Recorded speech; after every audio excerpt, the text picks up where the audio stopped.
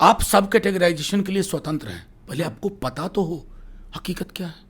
उसकी पड़ताल नहीं होगी, उसका परीक्षण नहीं होगा, और आप सब कैटेगराइजेशन में जा रहे हैं। इसलिए भाजपा के अंदर भी बवाल मचा हुआ है। ऐसा नहीं है, रोहिणी कमीशन को क्यों इतना एक्सटेंशन पर एक्सटेंशन लेना पड़ रहा है? क्योंकि रिजॉल्व नहीं कर पा रहे हैं। प्राथमिक तौर पे सबसे पहले आपके पास जब तक टेबल पे सोशियो इकोनॉमिक कास्ट सेंसस के आंकड़े नहीं आएंगे, आपकी तमाम कवायद बेमानी है, बल्कि उसमें बेईमानी है। नमस्कार, मैं विष्णु नारायण द बिहार मेल के लिए दिल्ली से। और दिल्ली में इस बीच जिस तरीके की राजनीतिक सरगर्मियां देखी गईं, विशेष तौर पर बिहार से होते हुए तमाम पार्टियों का एक प्रतिनिधिमंडल प्रधानमंत्री नरेंद्र मोदी से कास्ट सेंसस के सवाल पर, या कहें कि ओबीसी कास्ट सेंसस के सवाल पर मिला। प्रधानमंत्री भी बहुत गर्मजोशी से मिले, मगर उसमें बहुत कुछ निकल करके अब तक दिखाई इस लिहाज से भी नहीं पड़ रहा है, क्योंकि जो उसमें एक प्रमुख पार्टी, विपक्षी नहीं, भारतीय जनता पार्टी जो कि बिहार के भीतर भी सरकार में शामिल है, उन्होंने अपने ट्विटर हैंडल से इस बीच एक ट्वीट किया जिसमें वो उस बात से ना इत्तेफाकी जताते हुए तो उन तमाम मसलों पर, ओबीसी आरक्षण के सवाल पर, जातिवार जनगणना के सवाल पर हमारे साथ बातचीत करने के लिए राष्ट्रीय जनता दल के राज्यसभा सांसद प्रोफेसर मनोज झा हैं। सर, इस पूरे मुहिम में ऐसा लगा कि तेजस्वी यादव इस पूरे मुहिम की अगुवाई कर रहे हैं। सीएम नीतीश कुमार उस प्रतिनिधिमंडल में शामिल थे, मगर इस बीच शायद आपने भी देखा हो कि भारतीय जनता पार्टी ने, जो बिहार प्रदेश की भारतीय जनता पार्टी, उसने अपने ट्विटर हैंडल से एक लेख शेयर किया है जो उनकी पार्टी के हैं, एमएलसी का है, और वो इस बात से डिफर कर रहे हैं। इस संदर्भ में जब हमने उनके प्रवक्ताओं से बातचीत करने की कोशिश की तो वो भी बहुत स्पष्ट जवाब नहीं दे रहे हैं। देखिए, एक चीज़ तो आपको समझना होगा, मैं साफ तौर पे कहूँ कि तेजस्वी जी अगुवाई करते हुए प्रतीत नहीं होते। उन्होंने अगुवाई की, और इस पूरे प्रकरण को जातिगत जनगणना, सामाजिक आर्थिक परिप्रेक्ष्य में इसकी शुरुआत 10-11 से होती है, जब हमारे राष्ट्रीय अध्यक्ष Lalu ji, Mulayam Singh ji, Sharad Yadav ji, even to an extent Gopinath Munde ji की भी मौन सहमति थी, क्योंकि एक लेवल पर दलों के इतर ये बात जरूर थी कि ओबीसी को उसका हक नहीं मिला। 31 की जनगणना के आधार पर डेटा डिराइव हुआ था मंडल कमीशन का, और डेरिवेटिव डेटा के साथ दिक्कत होती है कि उसको समकालीन बनाना होता है, तो वो समकालीन नहीं बन पाया था। उसके बाद फिर बीते वर्ष में नेता प्रतिपक्ष तेजस्वी जी ने इस मुद्दे को लगातार लिया।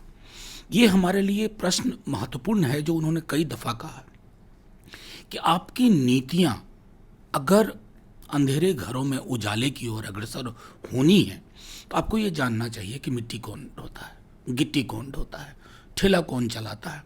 शहरों में आकर के पलायन करने के बाद न्यूनतम मजदूरी पर, दिहाड़ी पे काम करने वाले वो लोग कौन हैं? आसमान से तो टपके नहीं, ज़मीन से आए हैं, तो उनकी ज़मीनी हकीकत जाननी होगी। भाजपा के साथ दिक्कत क्या है ना, कि भाजपा जो आज की भाजपा है, उसके अंदर की डेमोक्रेसी बिल्कुल ख़त्म है। क्या वजह थी? बिहार विधानमंडल, जिसमें नेता प्रतिपक्ष मुख्यमंत्री जी स्वयं इस दबाव के आगे, और पूरा बिहार विधानमंडल यहाँ आके मिला, आप उसी समय इनकार कर देते कि नहीं, हमारा प्रतिनिधित्व तो नहीं होगा। तो ये जो ऊहापोह की स्थिति है भाजपा की, वो एक तरह से एक समझिए कि सिग्नेचर स्टेटमेंट है कि भाजपा रेटरिक में जीती है, और रेटरिक में जीने वाले दल बहुत दूर तक समाज को प्रभावित करने वाली चीज़ों को की बनावट और बुनावट तय करने में चूक से जाते हैं। मैं अभी भी आग्रह करूंगा माननीय प्रधानमंत्री जी से कि तमाम जो खौफ या डर आपको है इलेक्ट्रल, उनका सबसे बड़ा डर होता है, वो किसी चीज़ से नहीं डरते हैं। फॉरेन पॉलिसी देख लीजिए, देश में बेरोजगारी की हालत क्या है, उनको कोई चिंता नहीं, उनको चिंता होती है चुनाव कैसे जीते जाए। तो ये जो चिंता है, उसको मैं समझता हूँ प्रधानमंत्री जी को त्यागना होगा व्यापक बहुजन हित के आलोक में। और मैं ये भी आपको कहूँ कि जिस प्रकार से ये मांग स्नोबॉल हो रही है, तो आप संसद को तो मैनेज कर ले जाएंगे, सड़क का मैनेजमेंट आपसे हो नहीं पाएगा। सर, एक चीज़ इस बीच मैं जितना आपका ग्राफ देखता हूँ उसके हिसाब से आपका एकेडमिया से भी लेना दे रहा है। इस संदर्भ में मैं एक लेख इस बीच अभय दुबे जी ने लिखा है, जो CSDS से संबद्ध है, कि वो इस तरीके की बातें लिख रहे हैं, हालांकि वो बहुत स्पष्ट तौर पर नहीं लिखते कि किसके हवाले से लिख रहे हैं। जैसे वैसे भी आज की तारीख में ओबीसी नेता यह नहीं समझ पा रहे हैं कि जैसे ही ओबीसी जातियों की अलग अलग संख्या की प्रामाणिक जानकारी मिलेगी, वैसे ही इस दायरे की प्रभुत्वशाली जातियों यादव, लोध, शाक्य और कुर्मी को उनकी संख्या से अधिक मिल रहे आरक्षण के लाभ पर भी सवालिया निशान लग जाएगा।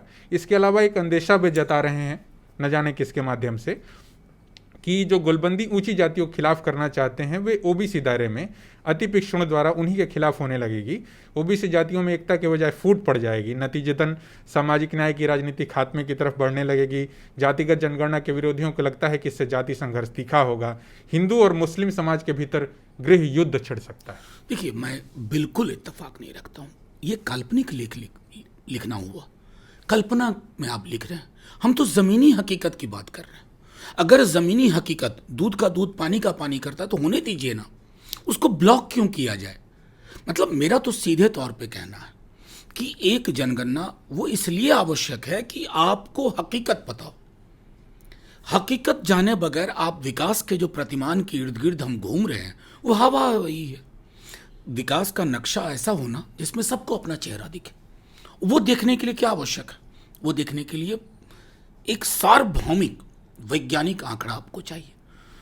जो भी चीज़ें ये कह रहे हैं अभय दुबे जी, मैं उस पर टिप्पणी नहीं करना चाहता, लेकिन मेरा सिर्फ ये कहना है कि आप कमरे में बैठ कर के कल्पना की उड़ान से अगर चीज़ों को ऐसे देखेंगे, ब्लैक एंड व्हाइट चीज़ें नहीं होती है, शेड्स ऑफ ग्रे हुआ करता है।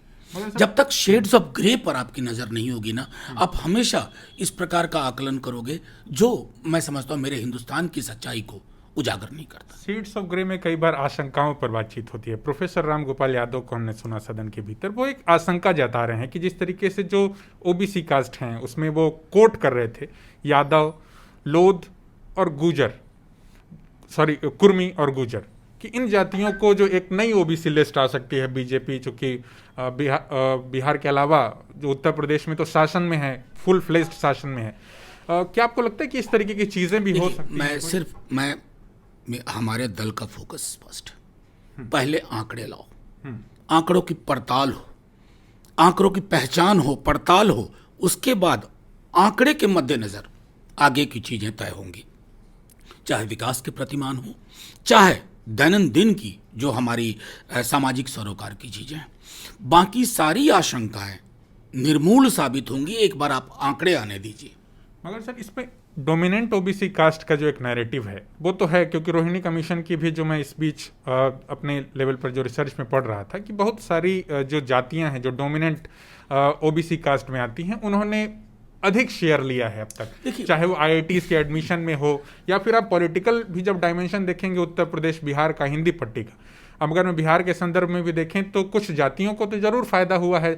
देखिए, आप दो तीन चीजों को मर्ज कर रहे हैं। ये पॉलिटिकल रिजर्वेशन नहीं है ना, ये पब्लिक एम्प्लॉयमेंट में आर्टिकल 15 क्लॉज 4, आर्टिकल 16 क्लॉज 4 इन पर्टिकुलर, आपको उसके नजरिए से देखना होगा। बाकी सारी चीजें पॉलिटिकल रिटोरिक है। जो आप सवाल पूछ रहे हैं वो भी पॉलिटिकल रिटोरिक है।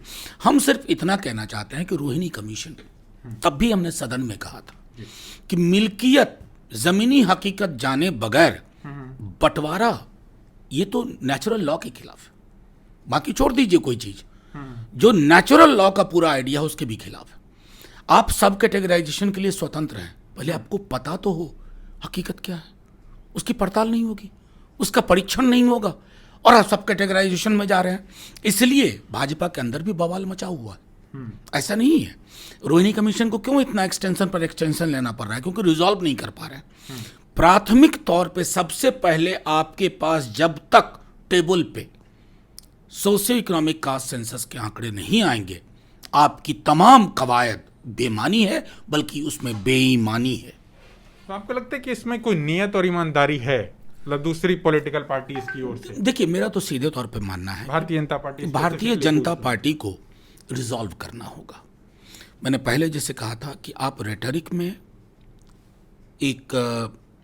एक विकास के ऐसे नैरेटिव को बेचना चाहते हैं जिसके अंदर वो काठ की हांडी है, चलने को तैयार नहीं है दोबारा चूल्हे पे, अगर नहीं चढ़ने को तैयार है, आप हमारे समाज की हकीकत को जानिए, स्पष्ट लाइए।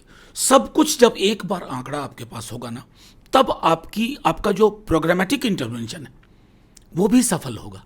अभी क्या है ना कि गुम सा हो जा रहा है, वो कहीं रास्ते में खो जा रहा है। उस राजनीति को मैं समझता हूं कि नो कहना होगा बोल्डली। बहुत शुक्रिया सर हमारे साथ बातचीत करने के लिए।